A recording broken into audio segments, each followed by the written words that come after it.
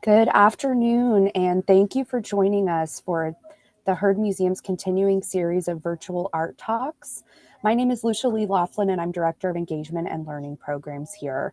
And it is our great pleasure to welcome our guest today, and we will hear from him in just a few moments after some announcements and helpful tips. As always, if you enjoy learning about these art forms and the museum's collection, I encourage you to visit the Heard Museum's Billie Jane Bagley Library and Archives. The library is free and open to the public, and among the many collections it houses, the library is home to the Native American Artist Resource Collection, which offers information on traditional and contemporary Native American artists, performers, and writers, including our guest today, Joey Clift. The Native American Artist Resource Collection is fast approaching files for 30,000 artists. The current count is 29,983.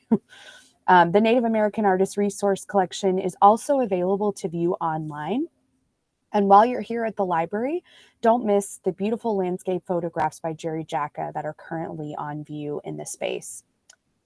Virtual art talks are possible thanks to the support we receive from our Heard Museum members. Members get many special and exclusive benefits, including free admission to the museum every day, a 10% discount in the museum shops, with extra discounts during the holiday sales, and cafe and invitations to members-only events, lectures, and exhibition previews. Members also receive discounted event tickets and early admission to both the World Championship Hoop Dance Contest and the Heard Guild Indian Fair and Market. Join as a member today. You can purchase your membership online, on site, or by calling in. And with that, it is my pleasure to introduce our moderator today, Heard Museum Chief Programming and Engagement Officer, Patty Talahongva. Hello and welcome everyone to our virtual art talk.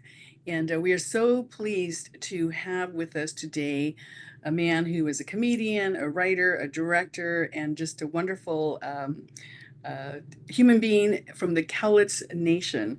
And Joey Clift has had quite a successful career animating and working on programs like Molly of Denali, Spirit Rangers, and a number of other programs. And so thank you, Lucia Lee, for that introduction. And we'd like to introduce Joey Clift. Joey, you can turn your camera on and jump into the conversation here.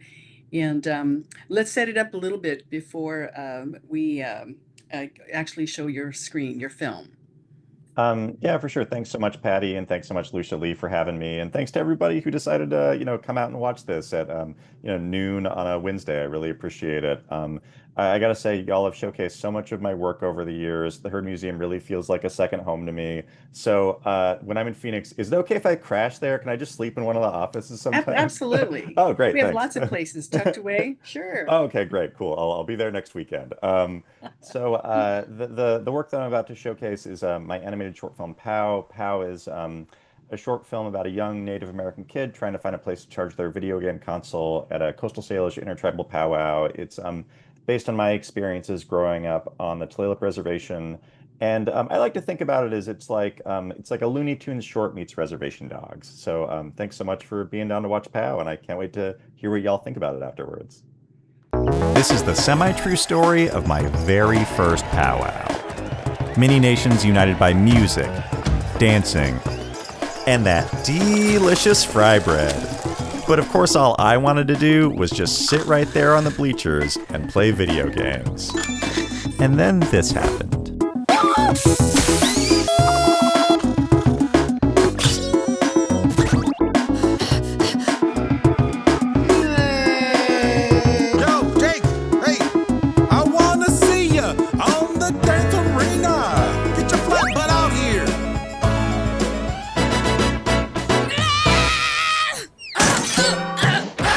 Coming soon to a powwow near you. And yeah, I'm still thinking about that fry bread. It's delicious.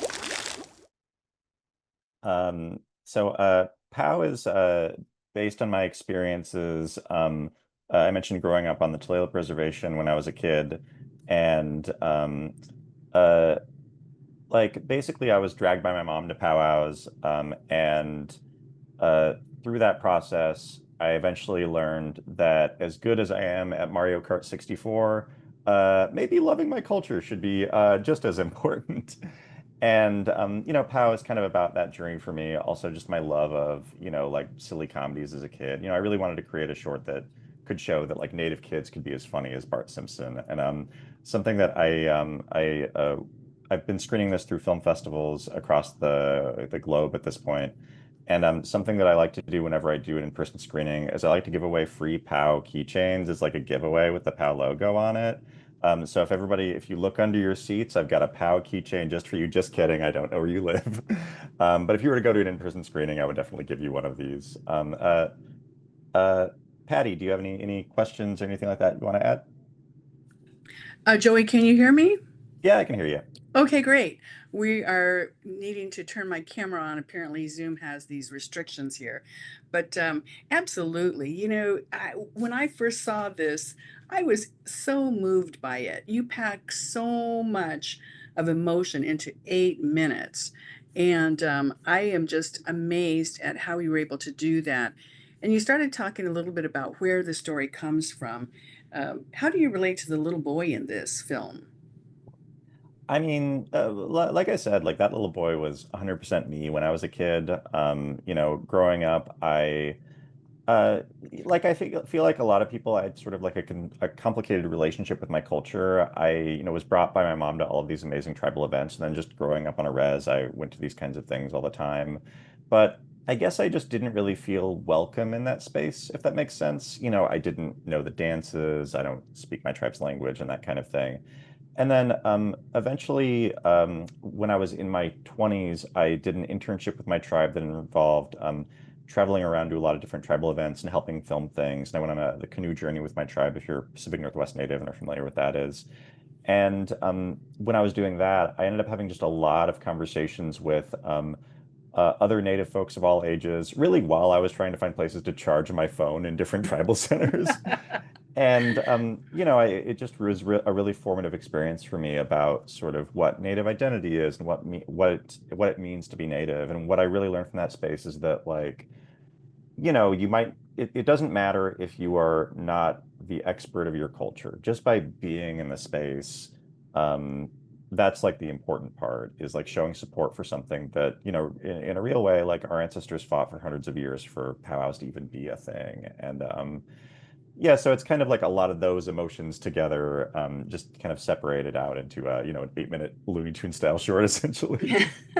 Well, and you go through these throwbacks to the video games, and you throw a lot of Indian humor in there, and it might go by so fast that people don't quite get it. But I love the use of duct tape everywhere, because if that's one thing that's so native, right? Duct tape. It's not just holding the extension cords together, but you've got a piece of duct tape on the fan, and I love what's on there, and it says for spirit, was it It's like spiritual sacred. use, It's like for sacred wind sacred use use. only. Yeah. The Oh, fan. thanks. Yeah. Oh, So thanks. Well, and that was something that was really fun about this short is we had like a largely indigenous team who worked on the short. And a really key member of the team is a person named Morgan Thompson. She's a member of the Cherokee Nation, and she like won an Annie Award for a college film that she made. And she helped with character designs, background designs, and she did a little bit of storyboarding and animating for the flashback sequence, which we'll talk about in a moment. And mhm. it was so great to talk to her about like saying like giving her the note of like, oh, I want a bunch of like 2 liters of Pepsi in the background, or like you're like, oh, there better be a bunch of Pendleton blankets like saving seats on the bleachers, and just those kind of like little native in jokes that like go by so quickly, but if you're native and you catch them, you know what they are. Seeing a bunch of like beaded cell phone cases when you see the cell phones that Right. are charging, that kind of thing. Oh, that was perfect. And then of course the drummer with the flowing hair, right? Oh yeah, yeah. We were talking about this earlier, and originally when I pitched him, I feel like that's like an archetype that a lot of us see in our communities is like just, the guy that kind of plays up the sacredness a bit too much.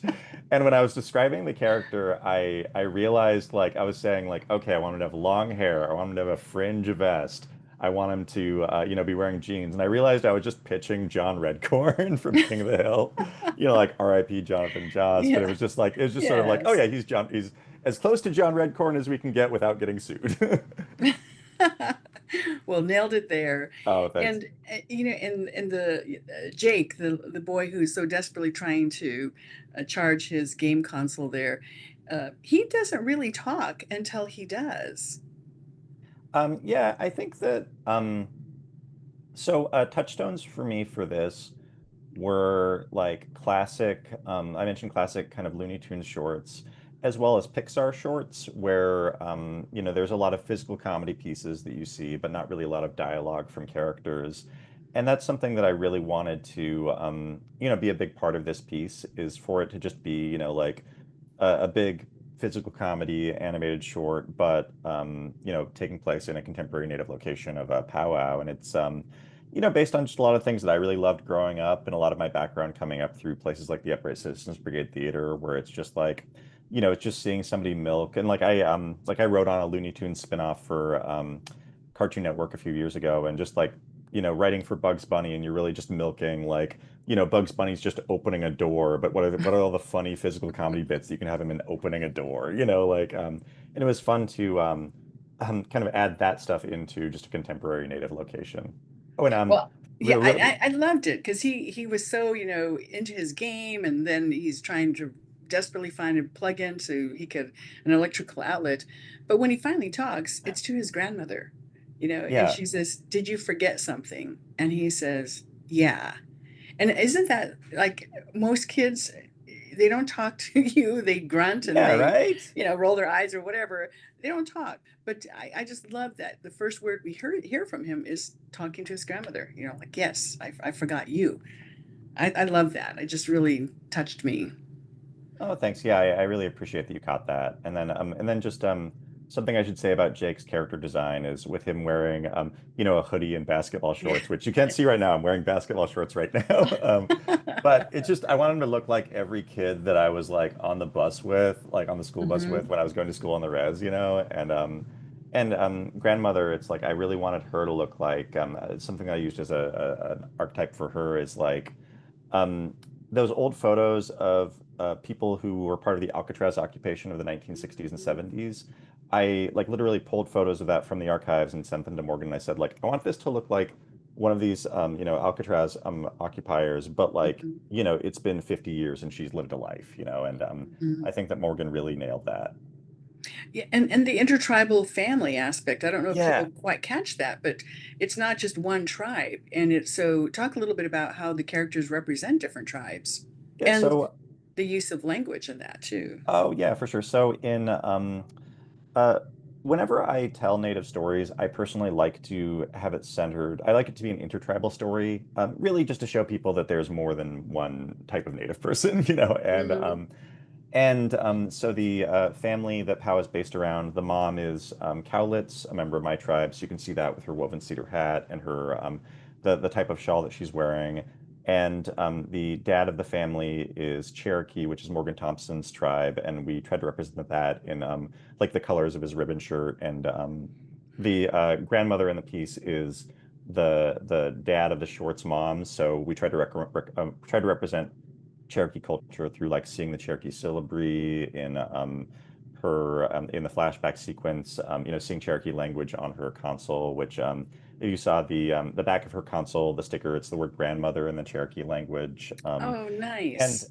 and I work with a team of consultants to like Suzanne Donaldson, who's a member of my tribe and a really good culture keeper, to make sure that all the coastal Salish elements were right, and then Morgan Thompson made sure that all the Cherokee elements were accurate, and then we had a team of powwow dance consultants who made sure that like we literally had them send us like reference footage of their dances, which we had the animators rotoscope to make sure that we got like the shawl dance perfectly and the Min's fancy dance perfectly. And and to me it's so cool because this is probably one of the first times that like a powwow has ever been animated. This is probably one Right. of the first times that like ledger art's ever been animated. So I really wanted to, in knowing that this probably hasn't been seen in the animated short space before, just make sure we did it right.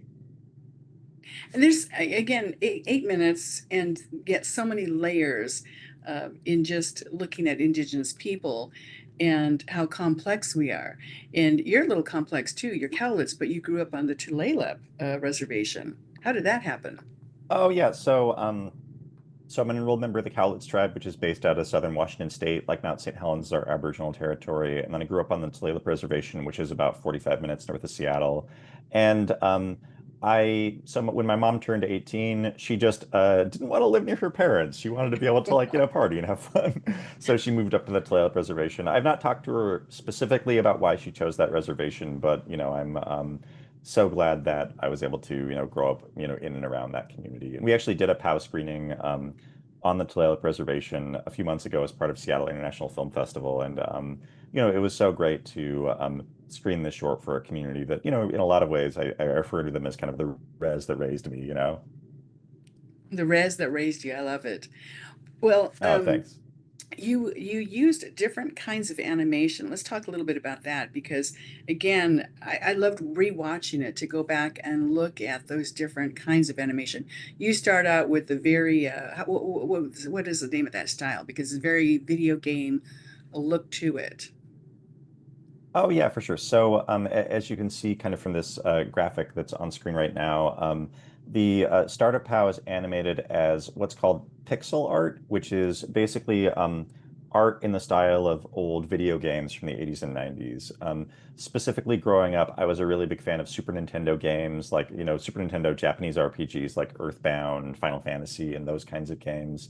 And I literally sent the animation production company that we work with, Flickr Lab, who is a really fantastic production company that's worked with everybody from like Michael Moore to Stephen Colbert and a lot of other people. I sent them just so many images of the video game Earthbound, and I was like, I want the characters to look like this, like, and I that extended to the soundtrack where Jordan Kamalu, who's indigenous Hawaiian, and he was the composer for Spirit Rangers. He literally figured out like what is the Super Nintendo sound chip and how did that process sound, and then he composed something specifically for that technology, just so it sounded authentic to, the video games that I played growing up. And the way that I view the art style in this film, the different animation styles, is they're like perspectives of the different characters. So the 16-bit style that you see at the start is kind of how Jake views the world, which is with this very thick video game lens. And then once we get into the actual powwow, we can probably move forward a graphic and then maybe see that if you can move forward the slide a little bit. The next slide. Oh wait, one more slide.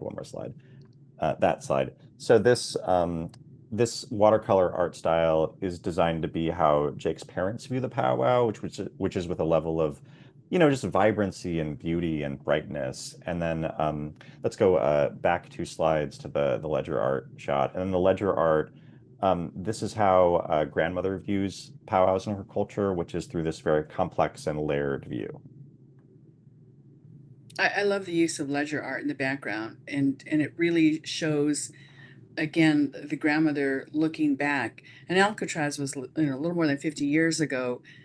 Ledger art, of course, predates that by a lot, but just looking at the history of Native people and what she tells Jake that we're just doing things that we couldn't at one time couldn't do, I think is very powerful, and that's what makes it click for him, that he needs to focus on what's going on right now with his parents who are there, asking him to come dance with them. Um, let's you've screened this all over the world. You've been to New Zealand. How did you explain powwow to them, and how do you explain powwow to people who don't know, who have never been to a powwow? Well, thanks so much on what you said earlier about, to me, that was like such a big realization for me about like being proud of my culture and realizing that, when my mom was taking me to powwows as a kid, it wasn't as like a punishment. She wasn't trying to bore me, she was taking me to powwows to continue this, several hundred-year fight for us as Native folks to preserve our culture. And when you look at it as attending powwows is a form of cultural resistance and cultural revolution, then it stops being something my mom was into and it becomes the coolest thing ever. So I think that with this film, my goal was to kind of show that in Jake's journey. And I've been really fortunate to tour this film all over the place. Our world premiere was at Maori Land in New Zealand on March 28th.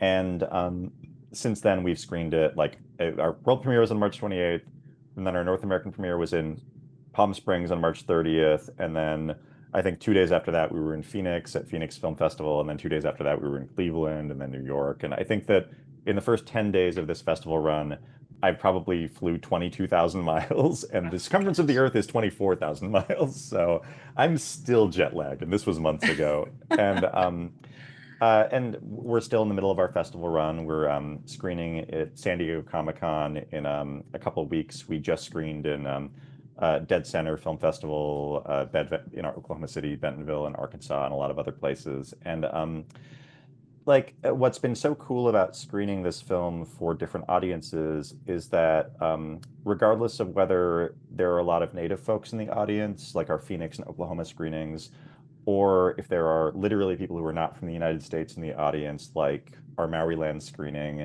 where there was, like a bunch of people that had probably never heard of a powwow, the laughs were in all the same places and the emotional hits were all in the same places, which shows me that a lot of this stuff just, Native stories are universal. And the way that I explain powwows to people who might not understand them is I just basically, and this is, I'm sure, a very offensive description, but I'm basically like, I don't know, it's kind of just like a Native party, and it's a Native party to celebrate, our culture and all of that. And I feel like when I explain it in those very broad terms, people get it. And then I'll go into more detail about, powwows and celebrating our culture in this way were illegal for a really long time, and it's in powwows are our way, our different tribes' ways of kind of recapturing and rekindling our culture for our people and celebrating that we're still here and our culture is still here. Oh, absolutely. And it's really nice to know that kids are being raised today in an environment where our culture's not being suppressed. And that powerful scene when the grandmother starts to reminisce and you have that nod to boarding school and the hair being cut, and then the person holding that hair, which turns into the paintbrush, which then goes to the Alcatraz standoff. It was like, how do you come up with that? Was that you, or is that, when you cast this, do people add to it? Let's talk a little bit about both the storyline and also the casting of the people, and how do those actors inject their own personal touch to the film? Yeah, so creatively, I spent a long time working with my friend Vera Starbard, who's a writer on Molly of Denali.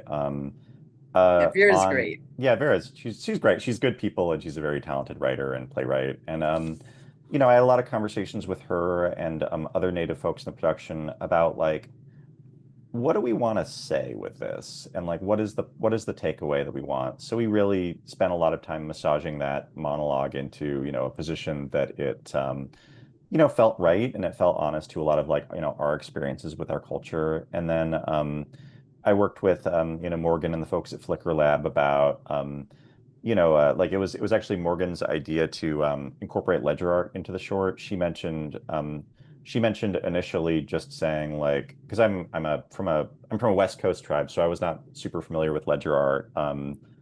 Ledger art's like a more kind of a Plains native thing until we kind of started working on the short. And she mentioned ledger art to me and said, "Hey, it would be cool if we animated this whole short as ledger art." And I thought to myself like, "Oh, that might be too much, but this flashback sequence would be perfect for that."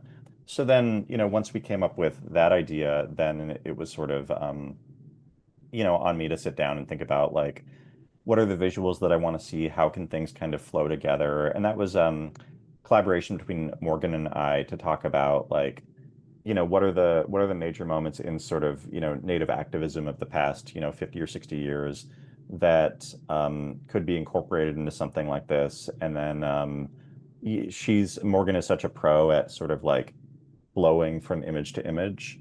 So, a lot of those transitions, I think it was just a conversation between us of like, oh yeah, I want, how are we going to get from, somebody's, braids being cut to the Alcatraz occupation. Oh, her hair should turn into a paintbrush. And that's what I like about just working with a lot of talented people is, you can sort of add ideas onto each other's ideas. And then the casting was also such an important process for me. And the dad is voiced by Jim Rule, who's with the dad being just kind of like a native dork. Jim Rule to me, who's a very funny stand-up who toured with Charlie Hill in the 2000s, who I think just embodies, and I say this lovingly, just like native dork dad energy. And And it was so great to be in the booth with him to really bring a level of like comedy and warmth to that character.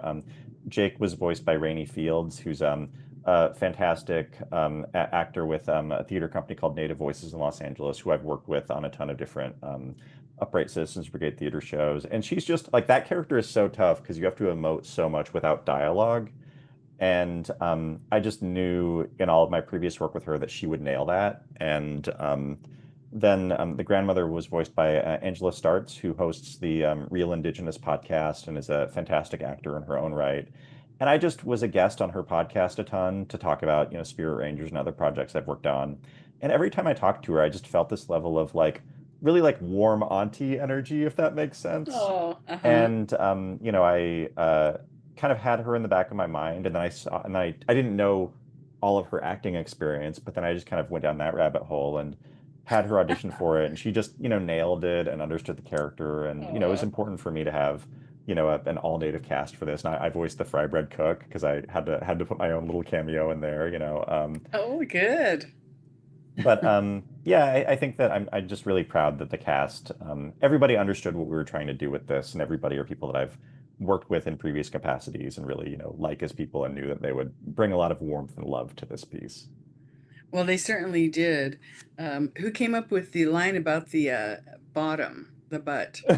Oh, get your flat butt over here. Oh yeah, that was Jim Rule. I think that like that's why like I love working with, somebody like Jim Rule is there's a couple of lines that because he's a comedian and whenever I work with actors, especially somebody like that, I'm like, the script is a suggestion. And so I think we were improvising lines, and I think just he said like, "Get your flat butt back here," and I'm just like, "Oh, I'm gonna put that in there." And then he also improvised the like, "Hey Jake, come back, come dance with us. Wait, come over here. Wait, there he goes, and there he went," or something like that. And it's like his timing on that cracks me up every time. It's to be in this room of creative people and have them add to it. I'm sure has just been a wonderful process there. I really feel like the grandma stole the show. Do you feel like that? Oh yeah, well, the way that I look at this short is that like it's secretly you watch it and like based on the pitch, you think that Jake is the main character, but really, if you watch it, like Jake and grandmother are both the main character. It's what's called a two-hander, and I think that that to me is kind of like a magic trick of this piece is you're tracking her story as much as you're tracking his story, and having the growth of her deciding to step onto the dance floor herself. It's like that to me is the real the emotional weight of the piece is more on her than Jake. Hmm. How have kids responded when they've watched this short? Somebody Um, around Jake's age, how have they responded? Kids have responded really well. I mean, that's something that, regardless of whether kids are native or not, something that's so great about screening this in film festivals is I'm screening this as a part of a lot of like kids and family blocks. And so I am getting just like live reactions from a ton of kids, and they're, same deal. They're laughing at all the same spots. They're really paying attention. And like I can fully tell that like I feel like kids get like, oh, this is about me, or this is about them. And one of my favorite moments is when I was screening this at Bentonville, as I was explaining the film to another Native person who was at the festival, I mentioned what the short was about, and she just like grabbed my arm and lightly pulled me to another room and pointed at her two Native kids who were sitting on the couch playing video games, Oh, I love it. she was like, oh, they need to watch this. Yeah. Yeah, absolutely so relatable, for any child, right? Any child.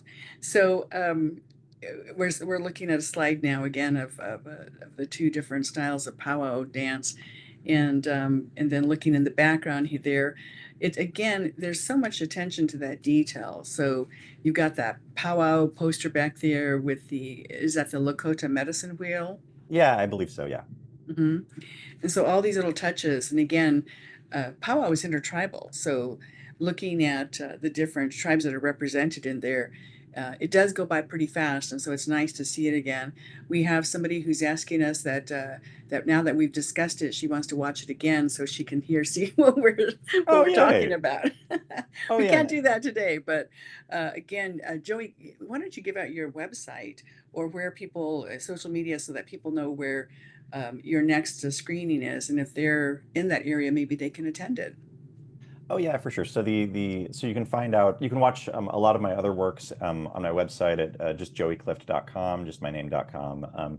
You can a good way to see, we're currently in the middle of our film festival run on POW, and we've got a ton of screenings that we've yet to announce.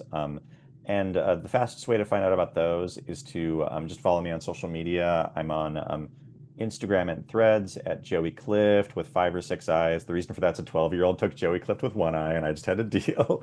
And then you can follow me on Twitter, Blue Sky, and TikTok at just Joeytainment. So Joey, but entertainment at the end of it. I thought it was clever when I was 20 when I got that as a handle. And I'm announcing new screenings all the time. I just announced we're screening at Indie Shorts in Indianapolis later this month, as well as San Diego Comic-Con. And then we have in the next month screenings in Portland, Oregon, a couple of screenings in Los Angeles, and I think it hasn't been announced yet, but we're screening in like the United Kingdom and I think Greece sometime in the fall. And the film should be available for some.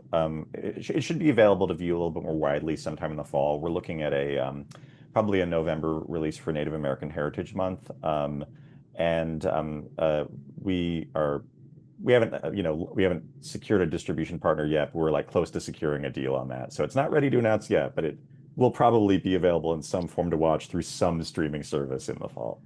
Darn, I was hoping for breaking news on this virtual art talk. Yeah, yeah. I think that this is technically the first time that I've said like, oh yeah, we're like close to securing some kind of deal. Oh, okay. Somewhat breaking news. Okay. Yeah, yeah.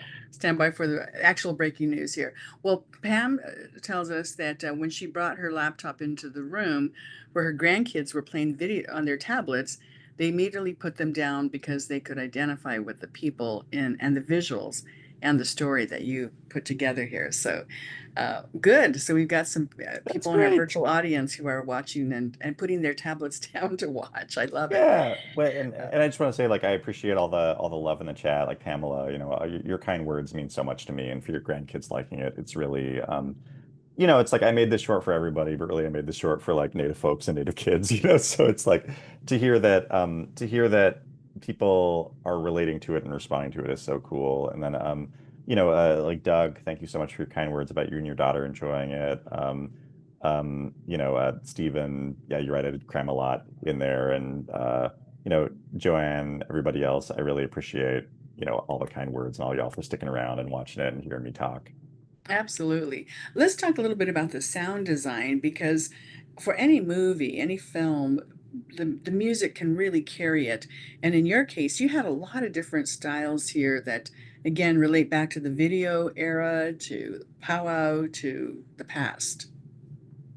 Yeah, so I mentioned earlier the composer of the film was Jordan Kamalu, who is Indigenous Hawaiian, and he was the composer for Spirit Rangers on Netflix, which is a show that I worked on. And then the sound designer, the person who did kind of all the Foley and background noise and stuff, his name's Jeff Carpenter. He's a member of the Chickasaw Nation, and he also was the sound designer on Spirit Rangers. So really, this short's a Spirit Rangers reunion in a lot of ways. And something that was so important to me for the sound design, the sound effects of it, is I wanted it to like sound like a powwow, and Jeff, fortunately, was like the sound guy for the Chickasaw Nation for like a decade. So he's been to a ton of powwows and really, I think really like aced my note of just like, oh, I want this to sound like a powwow, And with Jordan, our composer, basically we had 3 different musical styles that we kind of fluctuated between that I mentioned earlier with the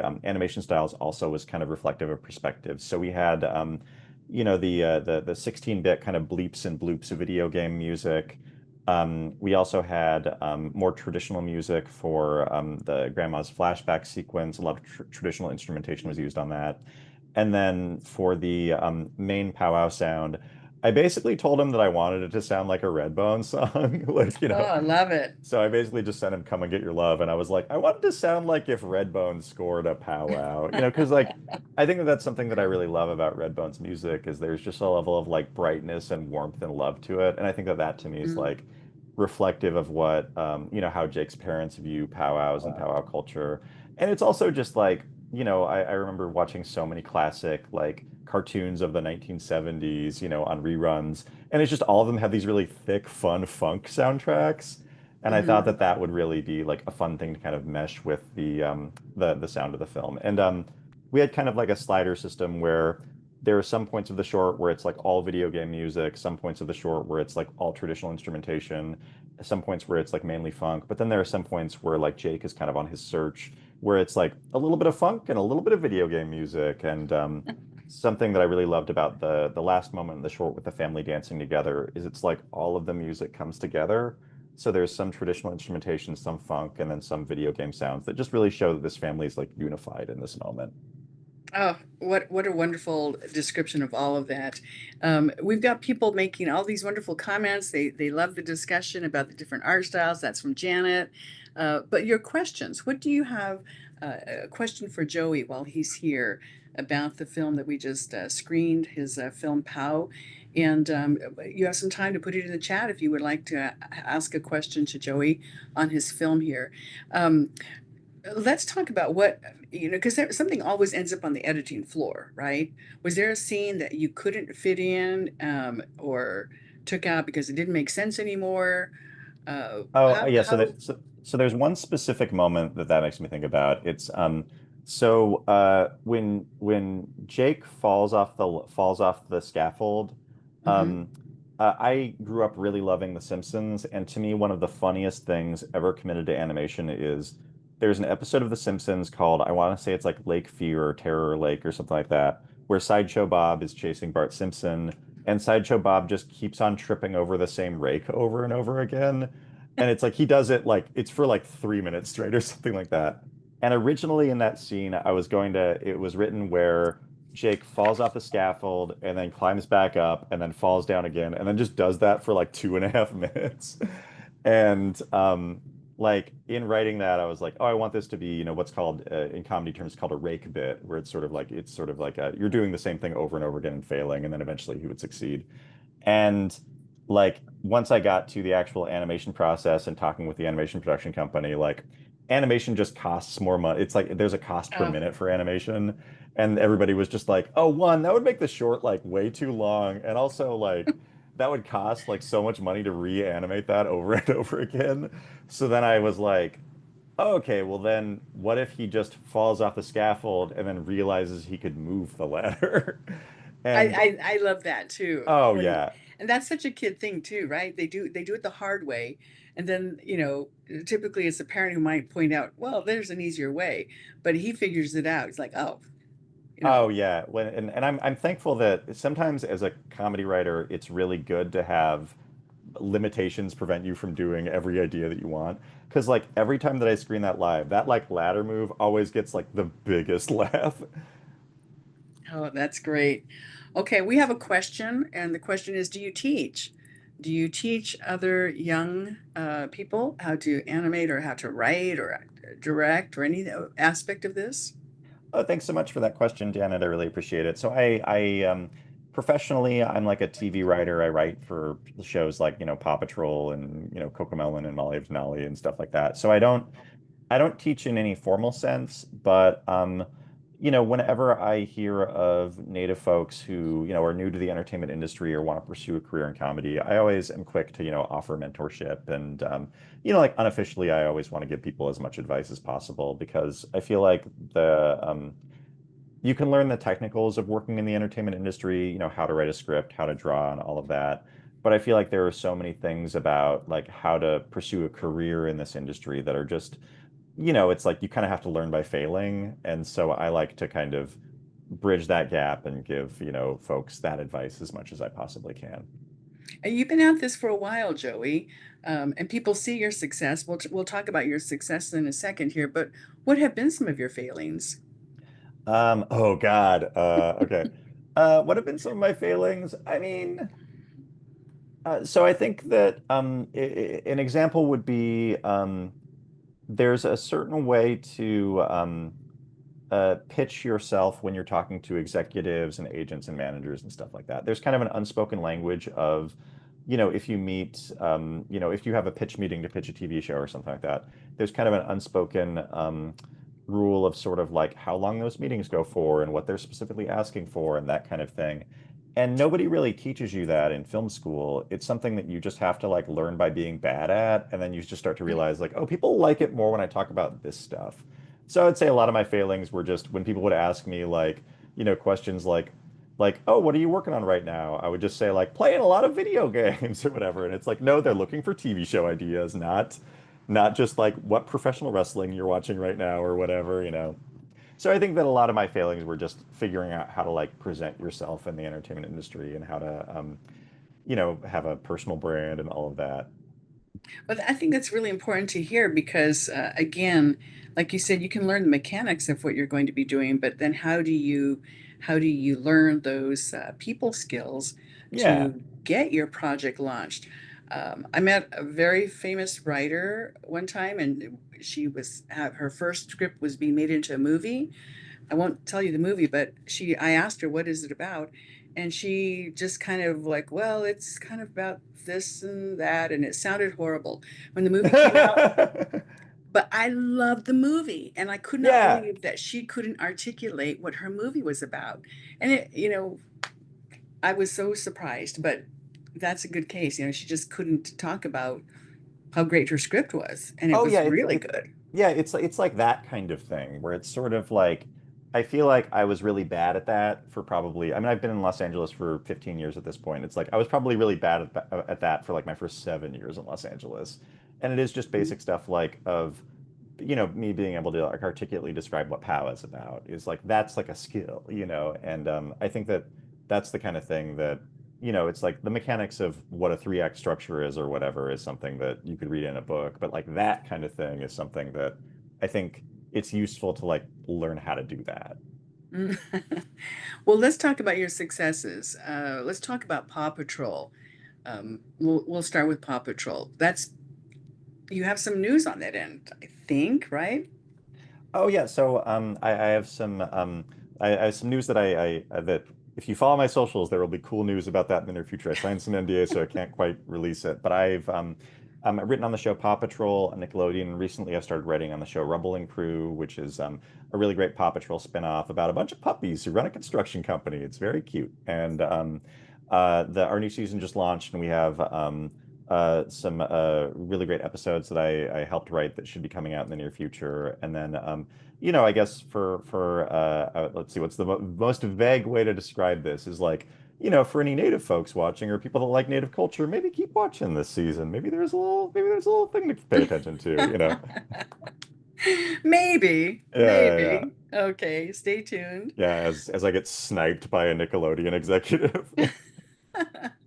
Well, let's move on then. Let's talk about Spirit Rangers because that's been on for how many seasons now? And it's just so popular, and the Oh, thanks. storyline is just fun.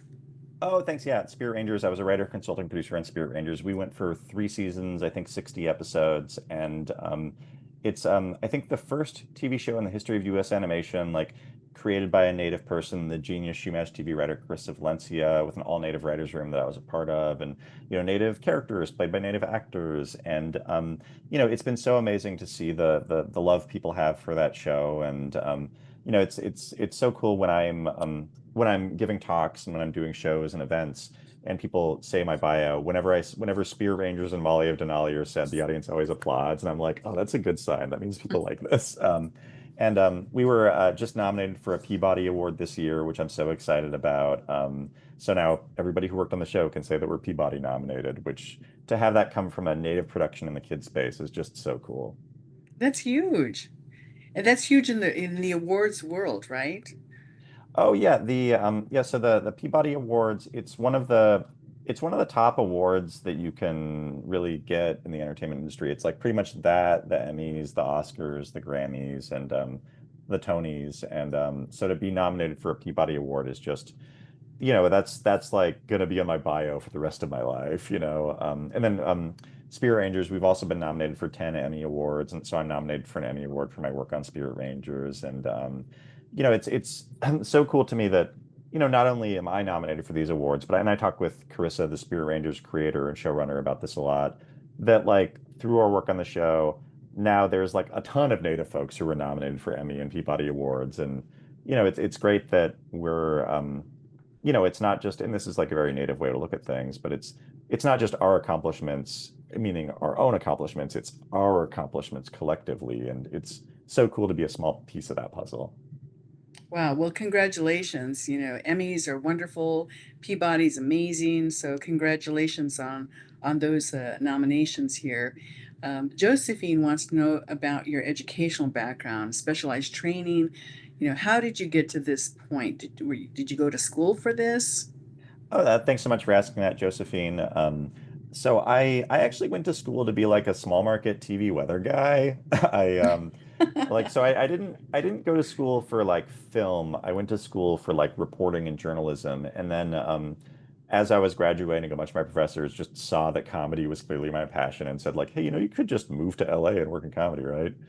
And then once I moved to Los Angeles, I just dove into the Los Angeles comedy scene with both feet and took a lot of, improv and sketch comedy writing classes at places like, the Upright Citizens Brigade Theater, Second City, IO West, and places like that.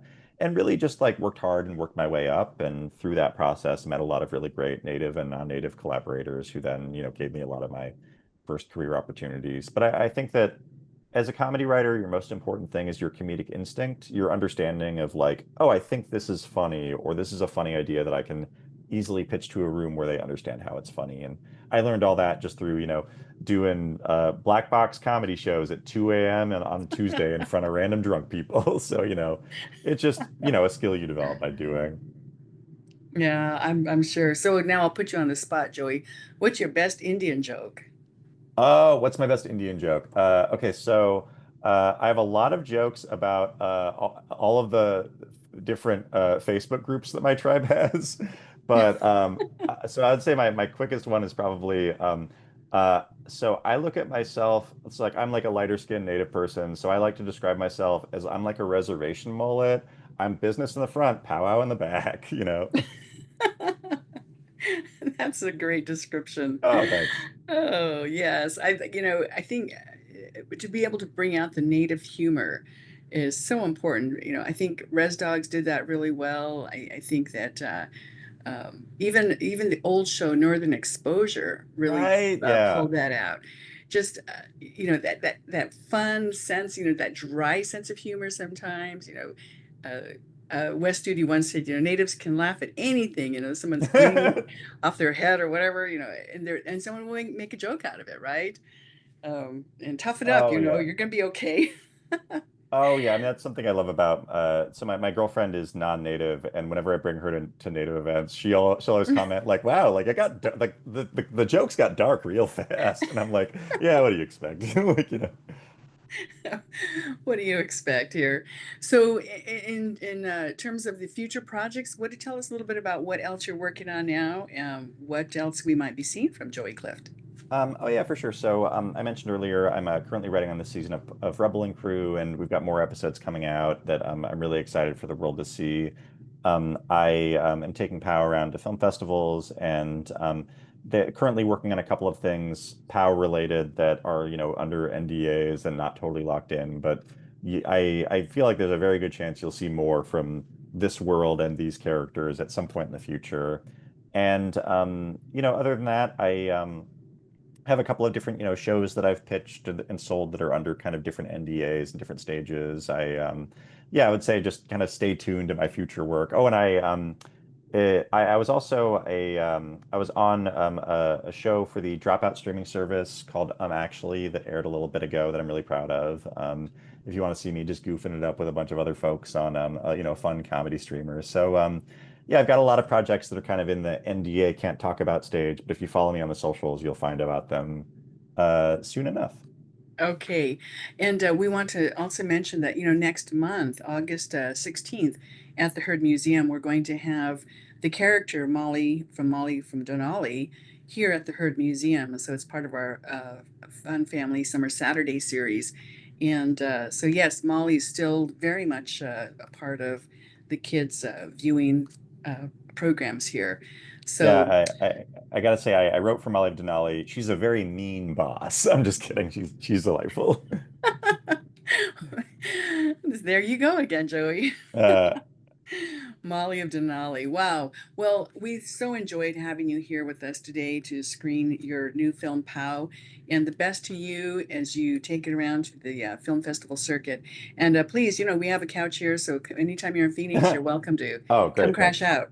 Oh, thanks. Because hotels are expensive. They are, aren't they? Yeah. Well, and thanks for having me, and thanks so much to everybody who stuck around to watch the film and to listen to me talk. I definitely appreciate it. I'm always excited to support the Heard Museum, and thanks so much for boosting up my work and the work of a lot of other fun, fantastic Native creatives and folks. All right. Well, thank you again, Joey Clift from the Cowlitz Nation, and we'll see you again soon. Awesome. Thanks for having me.